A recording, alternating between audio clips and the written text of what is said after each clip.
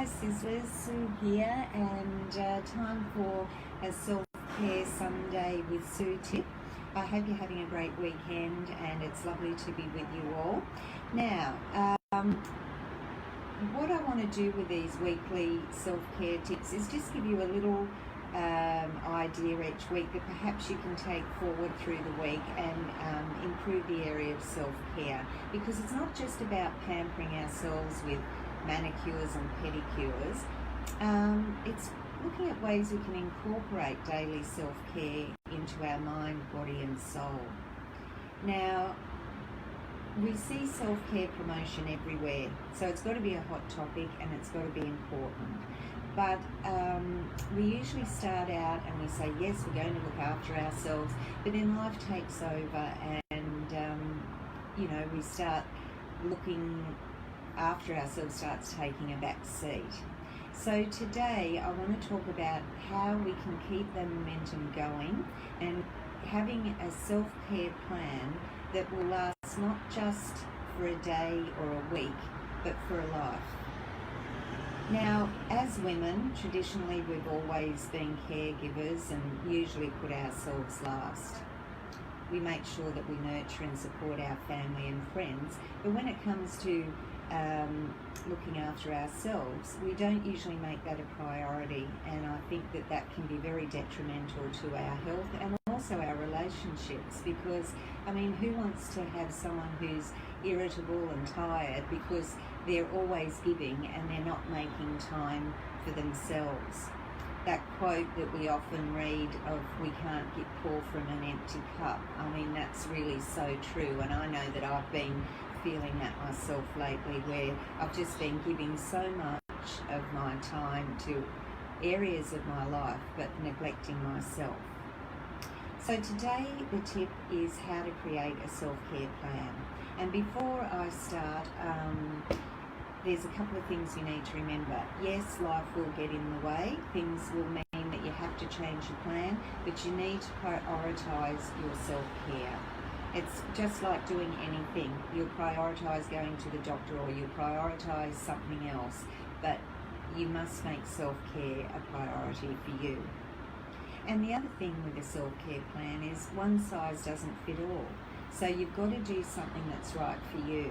And I'm going to go through some areas that you might consider in making up your self-care plan today.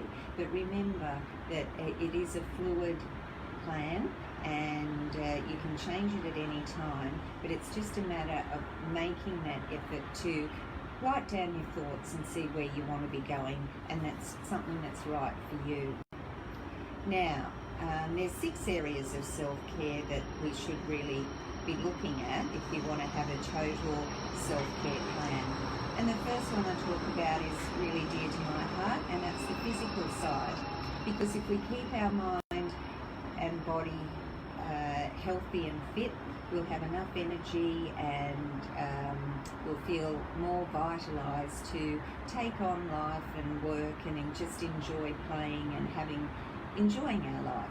So being physically fit, we need to make that a priority in our self-care plan. Psychologically, we need to look at ways that we can rest, relax and restore to keep good mental health and clarity.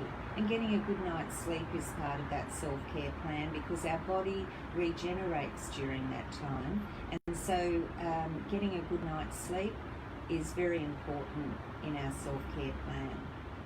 The emotional side of things, we need to be able to experience our full range of emotions, and that means if we're happy and joyful, but also looking at ways that we can cope in our own way when times are tough. And I know that I've been looking at that recently and working out ways for me for when I feel a bit anxious or overwhelmed, what I'm going to do to avoid that if I can, or to address it. Spiritually, now some of us are religious, others aren't, but there is a spiritual side to us all. And so I think that if that's either in daily prayer or meditation, going for a mindfulness walk, taking time out each day to have some reflection and to show gratitude and just be grateful for what we have in our life. Now, relationships. yes, self-care is really about us, but that also includes how we support and how we work in our relationships with others. It means, working on our relationships to be healthy and supportive of others, but also finding those relationships that will be supportive of us in what we want to do. So once you've created your self-care plan, I want you to take your time in developing it. It doesn't have to be done, in an hour. You need to really think about it because it's going to be for life. But once you're happy with it, I want you to print it off and put it somewhere that you see it each day.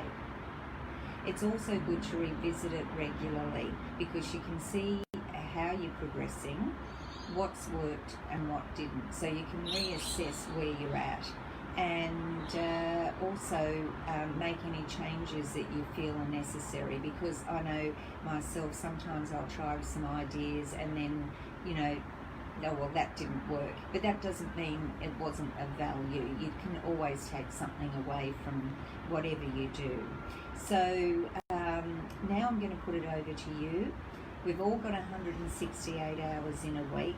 So I'm sure that you can schedule in at least 1 hour a day for your self-care, and in trying to take into account those different areas that I talked about. And also I would like you to schedule 1 hour each week for you to do something just for yourself that's different, or something that you've always wanted to do. It might be going to a movie, it might be going to a show, it might be getting your nails done, it might be taking up an art class, but something that is just for you, 1 hour a week. Out of that 168 hours, I'm sure that you can devote 8 hours, that's 1 hour a day, and then 1 hour a week for that special time for yourself. So today, what I want to ask you is what you can change in your current areas of your life to develop your personalised self-care plan. I'd love to hear your thoughts. I would, so leave some in the comments below. I'd be happy for you to share your self-care plan with me, and also I'd be happy for you to share any self-care tips that you'd like me to discuss in the Self-Care Sundays with Sue. Have a fabulous weekend. Sending you all the best, and I look forward to talking to you next week with another Self-Care Sunday tip. And don't forget that self-care is part of aging well and living well. Have a lovely Sunday, everyone, and thank you for watching. Hi Jennifer, I noticed that you're there watching, so it's great that you've joined in, but if you haven't joined in live, you still can watch it at any time. Have a lovely day, everyone. Bye.